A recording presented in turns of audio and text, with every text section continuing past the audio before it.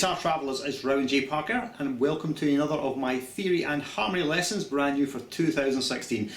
We all know that you've missed me like mad, allegedly. Well, this lesson is going to be all about the diminished 7th chord. Now I have covered diminished 7th chords before, but not in this depth or detail. So this first lesson is going to be about the connection between diminished 7th chords and dominant 7th chords, and showing you how you can substitute one for the other, both in a comping situation where you're playing chords behind somebody, or also in an improvisational situation where you're soloing.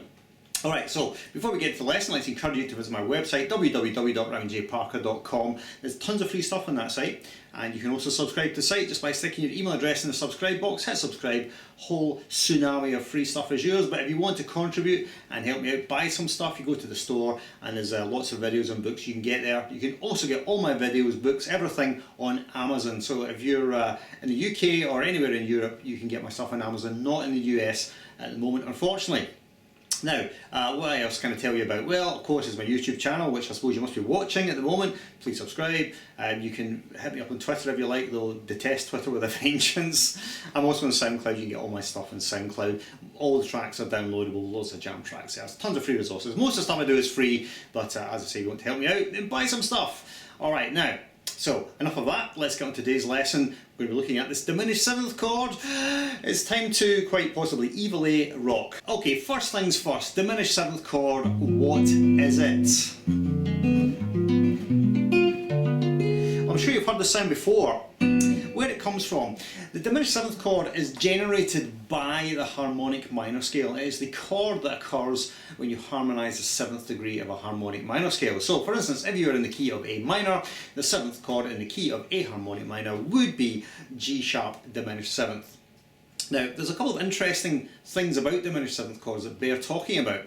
And that is, if we look at the notes in a diminished 7th chord, G sharp diminished 7th chord in this case will have G sharp, then B, and then D, and then F. Now, if you measure the interval between all these notes, you'll find that all these notes are a minor third, or 3 frets, if you must think guitaristically, a minor third or 3 frets apart from each other.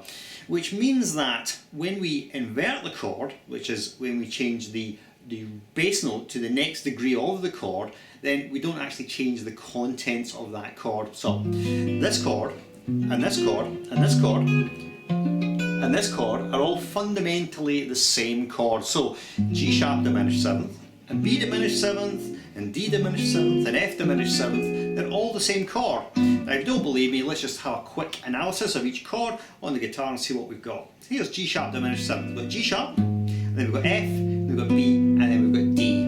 Alright, now we invert this shape of minor third, we just move it up 3 frets and look at the notes. We've got B, G sharp, D, and then F. Right, which is the same 4 notes, right? Not in the same order, but it's the same 4 notes, not any different notes. Then we look at D diminished 7th. What we got? We got D, then G sharp, then B, and then F. And if we invert one more time, F diminished 7th, and this voicing, we've got F, and B, and D, and G sharp. So do you see that this chord, no matter how many times we invert it, it's really just the same chord. So it's a bit like the Holy Trinity, isn't it? Father, Son, Holy Ghost, 3 in 1, 1 in 3. It's even better with diminished 7th chords because you've got a quadratic equation of chords. You've got 4 diminished 7th chords, which are really 1 diminished 7th chords, but are in fact 4 diminished 7th chords. Now if that doesn't melt your brain, I don't know what will, but the point is the diminished 7th chords all invert, and they are all, for all intents and purposes, the same chord. They might be called different names, G sharp diminished, B diminished, D diminished, F diminished. They might have a different name, but they're all actually the same chord. Okay, right, so we know something about the properties of diminished 7th chords now. So let's analyse this connection between diminished 7th chords and dominant chords, because there is a connection very clearly. So we go back to our master key, which is A minor. What is the 5th chord of the key of A harmonic minor? Well, the answer is E major or E7. E7, right? Now this E7 chord has a tendency to want to resolve back to A minor. So that is the 5 chord, this chord, E7, wants to resolve to A minor, which is the 1. This is the most basic cadence in music, 5 to 1. It's called a perfect cadence. There's plenty of tunes which are just based on perfect cadences. Very common in classical music as well. I'm sure you're familiar with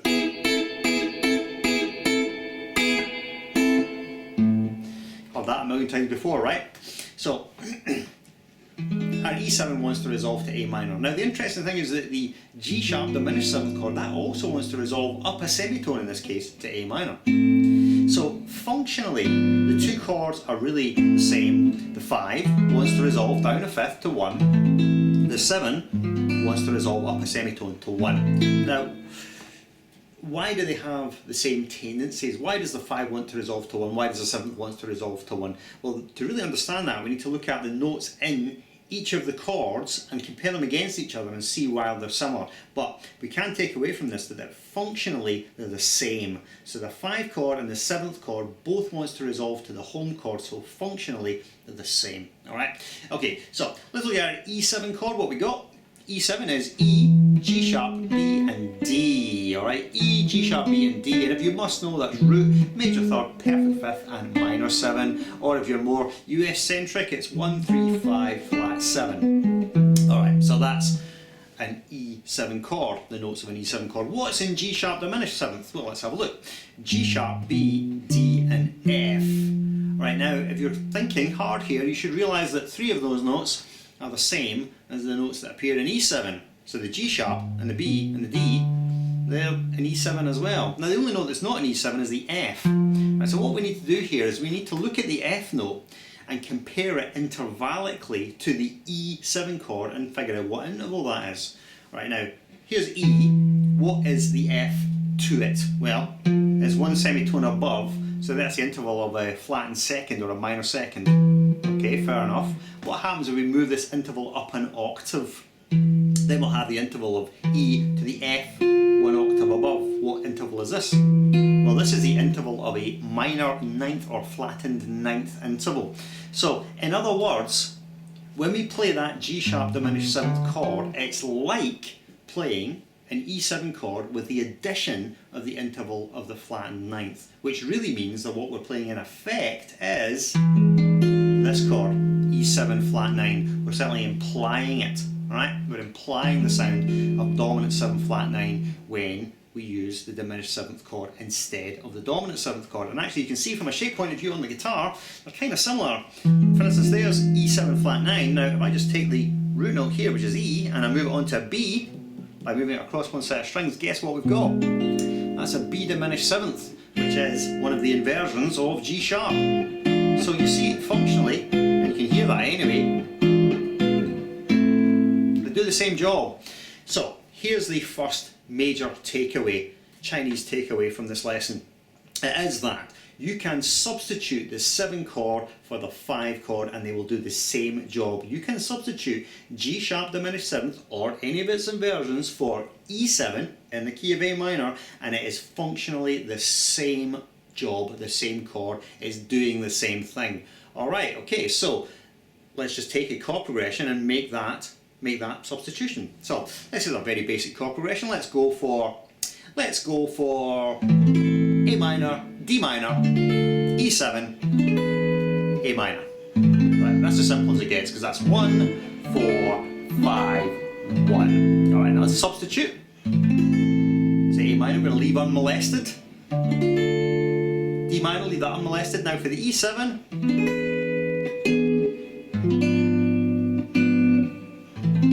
So you can probably hear I played E7 here, then move to G sharp diminished 7th chord. You can invert it to B if I like. Alright, that absolutely works.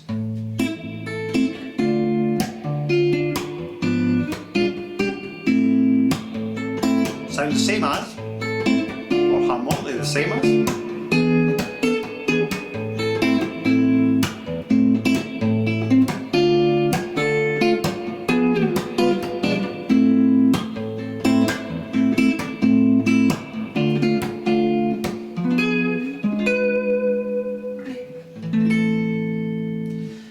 So that's how the substitution works. You can substitute the diminished 7th chord for the dominant chord.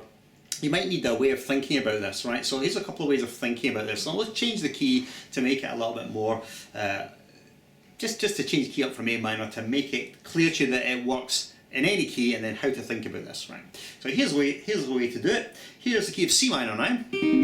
There's C minor. What's the dominant chord of C minor? The answer is G or G7. What diminished seventh chord can we substitute in place of the G? And the answer is we can substitute G sharp or A flat diminished seventh or any of its inverses. Okay, so here's the rule. You want to swap out the dominant seventh chord, find the dominant seventh chord, play the diminished seventh chord a semitone above the root of the dominant chord.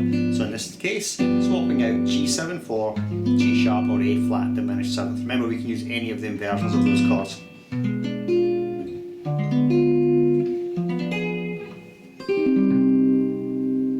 Here's another way of thinking about it. If that seems complicated, the other way of thinking about it is to find the third of the dominant chord. So we've got the G7 chord. What's the third degree of that chord? The answer is B, as the major third of the G7 chord. You can place the diminished seventh chord upon the third. Gets you the same answer no matter which way you do it. Can give you the same diminished seventh chords. Either way, it's just a different way of thinking about it. Okay, so there we go. That's how that works when you comp. You can swap out the diminished seventh chord for the dominant chord. Now it also works when you improvise, because you can substitute a diminished seventh arpeggio on top of the dominant chord and you can make that work. So I think what I'll do here is I'll give you a little playing demo, short little playing demo of doing that, so you can hear it being done, and I'll explain to you at the end of it exactly what has been done. Alright, so let's do the playing demo.